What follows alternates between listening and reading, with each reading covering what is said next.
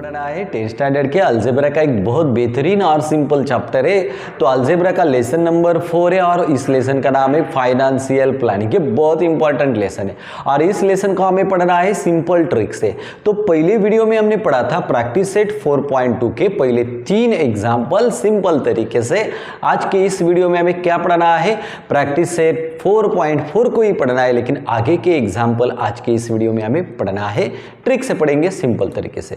तो हर एक एग्जाम्पल को सॉल्व करने के लिए पहले हम क्या कहते हैं, तो पहले उस पूरे एग्जाम्पल को पढ़ते हैं।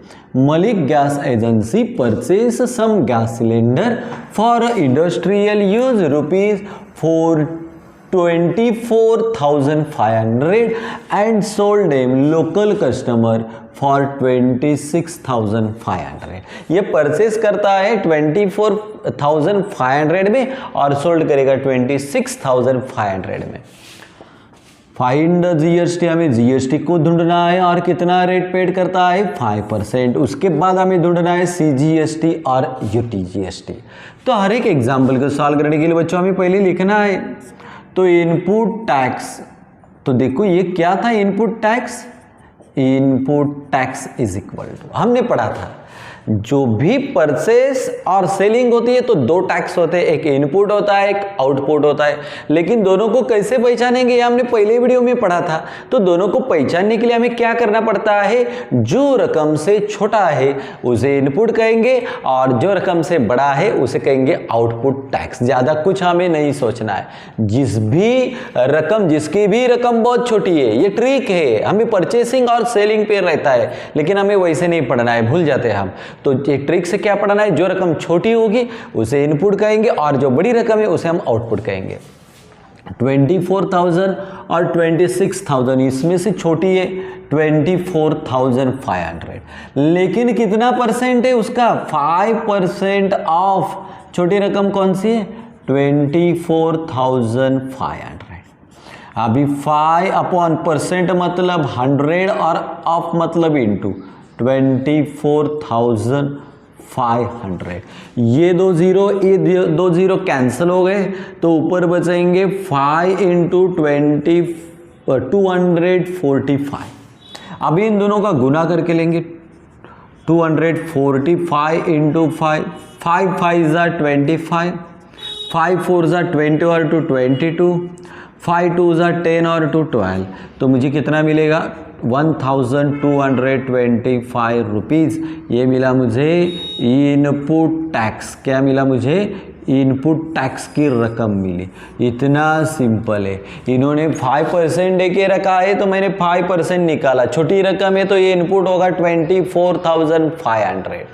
अभी देखो हम आउटपुट टैक्स को निकालेंगे।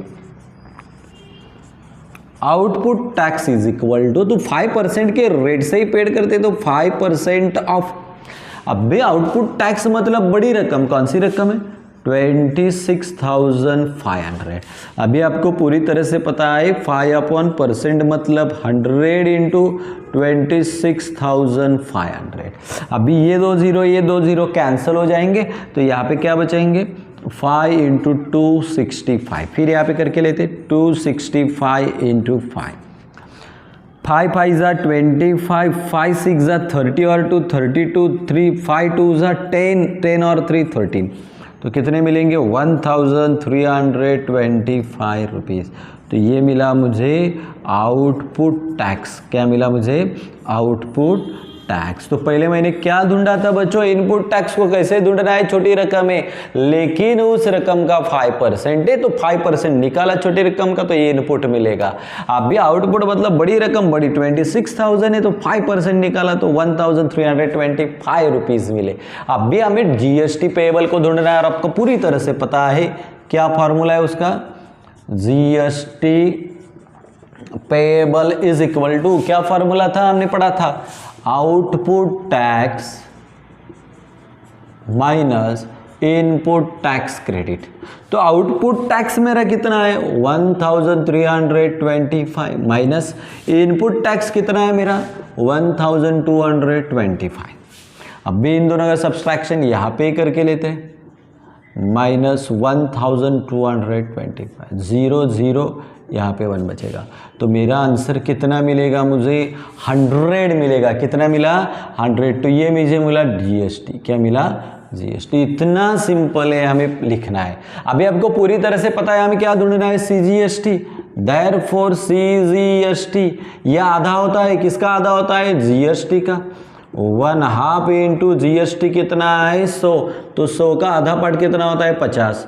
तो सीजीएसटी मुझे कितना मिला, 50 रुपीज़। कितने मिले, 50 रुपीज़। और अभी आपको पूरी तरह से पता है यूटीजीएसटी को ढूंढना है। CGST is equal to UTGST.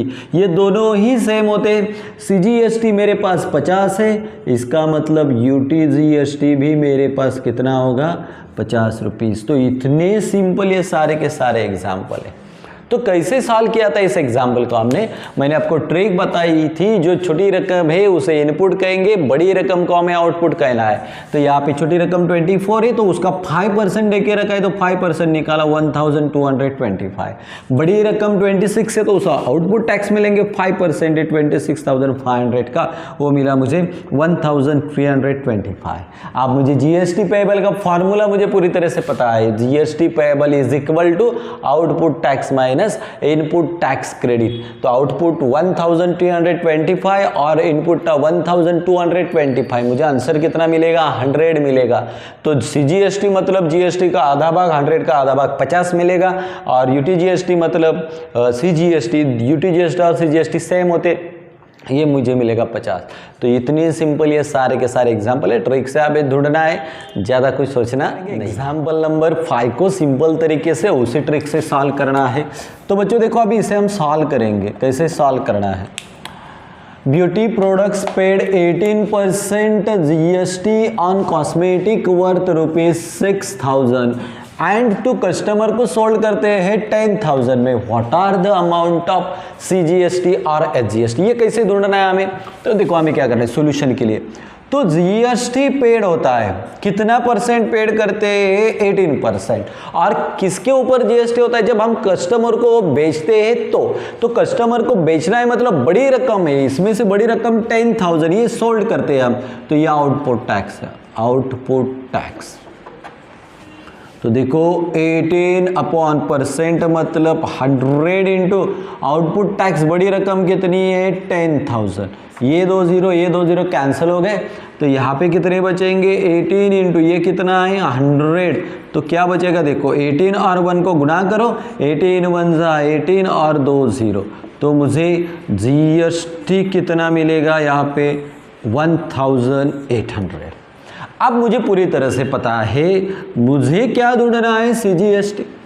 तो आपको पता है सीजीएसटी ये आधा होता है, किसका आधा होता है, जीएसटी का। अभी 1/2 इंटू जीएसटी कितना है, 1800।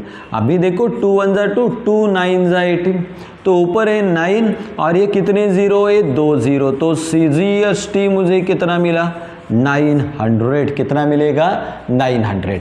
अब हमें ढूंढना है एचजीएसटी। नाउ तो आपको पता है CGST is equal to SGST, ये दोनों ही बराबर होते हैं। तो सीजीएसटी 900 है, therefore SGST is equal to 900 rupees. तो इतना सिंपल एग्जाम्पल है। इस एग्जाम्पल में भी हमें ज़्यादा कुछ सोचने की ज़रूरत नहीं है।